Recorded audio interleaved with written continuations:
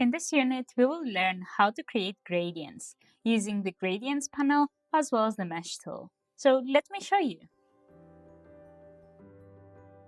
Firstly, we are going to access the Gradient panel, which you can either access directly from the right-hand side if you used it before, and it's this little gradient icon, or else you can go under Window and select Gradient.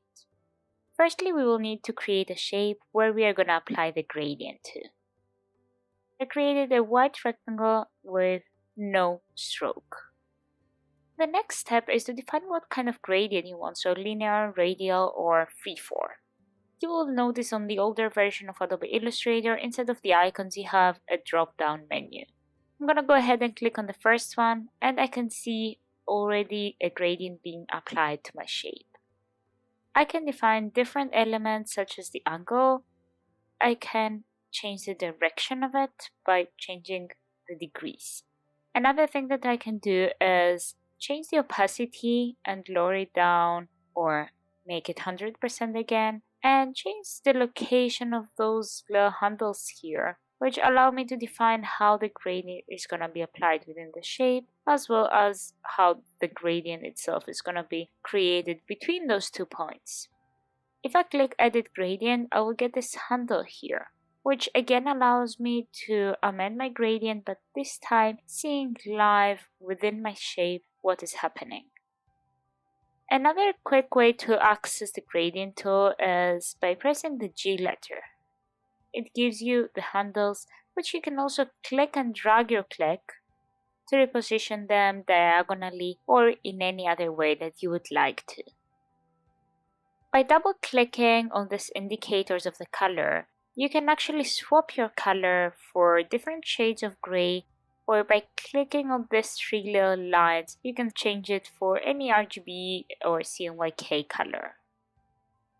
And you see how I apply the different colors by moving the cursors left and right or selecting from the RGB spectrum.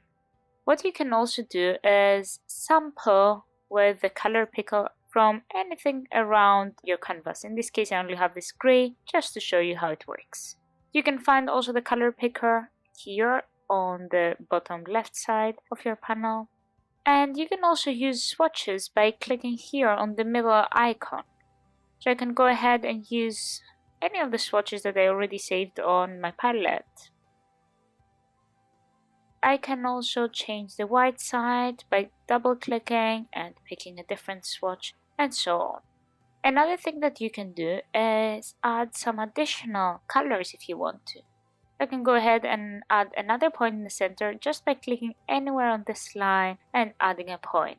Same applies if I hover over the line here. You see that my cursor has a plus sign, which allows me to add a new color, which then I can switch it to anything that I actually like. Perhaps that's a bit too colorful, so if I want to remove them again, what I can do is just select them and bin them, or I can click on it and drag it outside and it disappears. I think a simple gradient from one color to another, it's good in this occasion here. In order to lock it, you go to Object, Lock, Selection, or Control or Command 2 is the shortcut to do so. So let's have a look on how to use the radial gradient. I'm going to go ahead and create a little circle. I will also align it to the center of my canvas. Now you see that it already applied the linear gradient that I had before. If I want to switch, all I need to do is just click on the icon of the radial gradient. It keeps the same colors and it just changed the type of the gradient. So I'm going to go ahead and make it a bit more interesting perhaps. Let's add an extra point where I'm going to make it, let's say, white. Let's make it nice and bright. What you can also do is swap the order of the colors. So I want the magenta to be on that side. I'm gonna press a G letter on my keyboard to get that indicator and apply it slightly different. But that looks quite nice. Something is quite interesting about it. Again, you can adjust the gradient till you're happy with the outcome, and you can of course rotate in the whole shape to change a bit of the angle of the gradient itself. Let's lock also that object. Command 2 is a shortcut. And create a third object that we are going to apply our last type of gradient, the freeform gradient.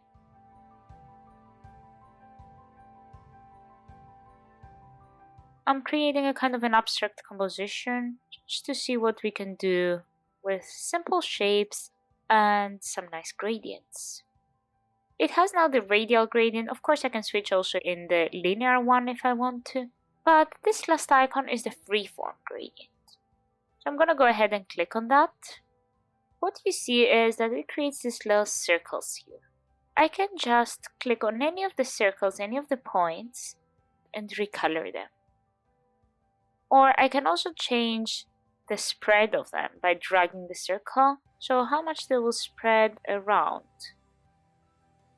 And of course, move them around the space or click on any blank position in order to add new points.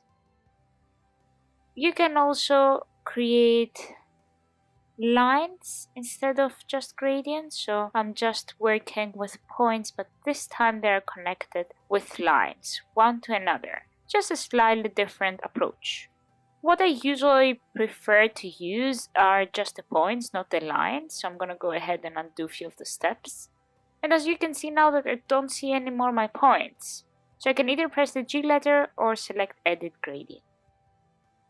I usually work with points. It's up to you what you actually prefer. I'm gonna go ahead and open my swatches panel and spend some time to quickly try and recolor those points and see what we can actually do with gradient.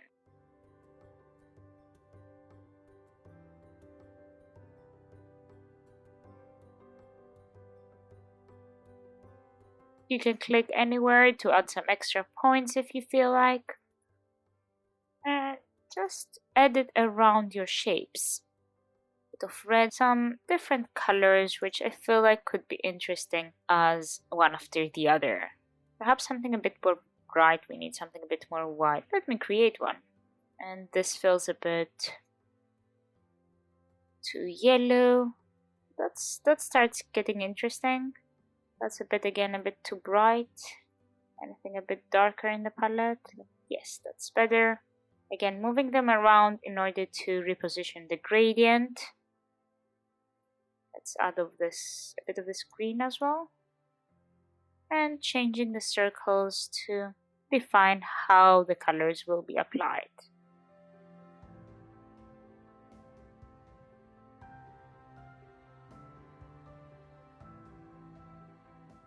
I'm gonna go ahead and align it on my canvas with the align panel that we showed earlier in the course.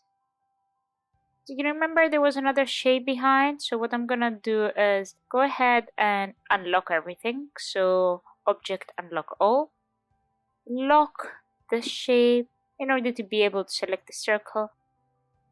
Let's bring it to front. Scale it a bit up. There is something interesting going on. Perhaps we need to add a bit of a shadow or something. It needs a bit of a play to move around those points here or add some extra ones to create some darker kind of points. So what I do now is adding a bit of like shadow by adding some shades that they're gonna be darker than the original ones. Let's add here a bit of orange. So I'm gonna go ahead and make this orange slightly darker. I need to switch to RGB colors in order to be able to do so. Make it slightly darker there. So now it starts feeling like there is a kind of a shadow here, which is interesting. Again, I'm switching here to my pink color, and then I'm gonna go ahead and make it slightly darker. Bring it in and add a lighter there. So it's a matter of a play to just figure out which tones of colors have to be where in order to make it more engaging. And also play a bit with the sizes of your object, smaller, bigger, and so on. Let's jump to a clean canvas and let's have a look at the mesh tool. I'm gonna go ahead and create a few shapes just to have something to play with. I'm gonna stay a bit abstract still.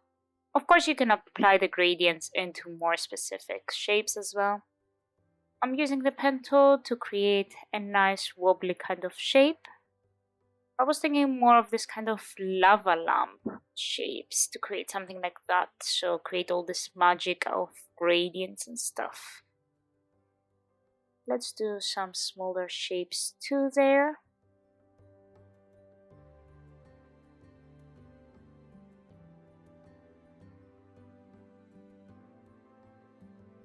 As you saw, you have quite a lot of control with the gradient, but there is still something missing. I can't really define an exact position that I want to have a specific color. So we have also the mesh tool. Split color, let's pick that blue. I'm gonna lock those small ones and start with the bigger one and grab my mesh tool. The mesh tool has a shortcut of letter U, and what it does is allow you to create a grid within your shape.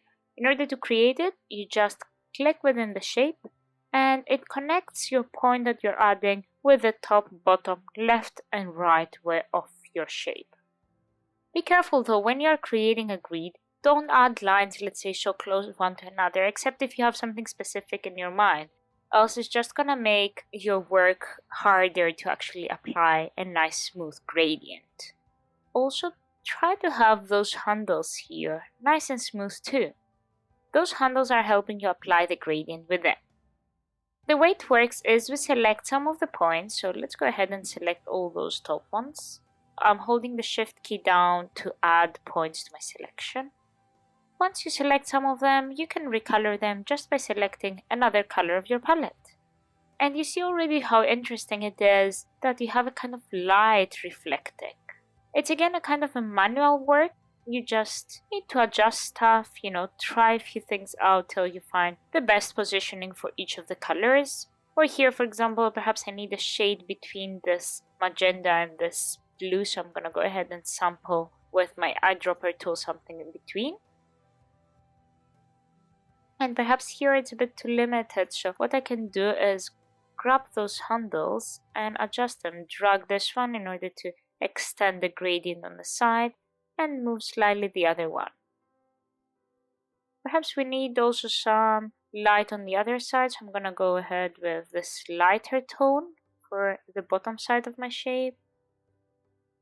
Use perhaps the dark one here at the center, also here. It's good to have your swatches and palette that you feel like it's gonna work well. It's gonna be really helpful to adjust your colors of your shapes. I'm selecting tones in between, so I make the gradient a bit smoother wherever I'm changing from one color to another. I'm gonna go again and change a bit those handles. I feel like here there is quite a lot of spread between the light and the dark tone, while here there wasn't, and it was a bit more interesting. So I'm gonna add with the mesh tool by pressing the letter U on my keyboard another line in my grid here. I'm just gonna click in between and add it. And I'm gonna color all the points the initial kind of blue, which feels a bit more relevant in this case. Make those ones perhaps slightly darker. That's good. I think that's in a good position. So I'm gonna go ahead and unlock the shapes. Command Alt and 2 is the shortcut to unlock. You can also go unlock all here. Shortcuts are usually next to the functions. So I'm gonna select my shape, lock it, and apply a nice mesh as well to this shape here and to the small one. I'm gonna zoom in so I have better control and just select a few points and add a bit of light, just to make it a bit more engaging. That feels quite good. Perhaps also a bit darker on the bottom side could be interesting. Let's do the same for this shape here. It needs a bit of practice to get used to where to place what color in order to get a bit of more three-dimensional effect, even if it's a 2D object. Make it feel like it has light and shadow, and adjusting the handles one by one to get an interesting outcome. I'm gonna go ahead and add a bit of this brightness as well at the top. A nice bright background can help it pop even more. Right click, arrange and send to back. And let's try a few colors. I think that's quite nice. Mesh tool is allowing you to have perfect control on your grid in order to color your shape, and gradients are allowing you as well to create any kind of application of different colors going from one to another smoothly in linear, radial, or freeform way. So feel free to practice both and create some lovely visuals. In the next unit, I'm going to show you how to work with symbols.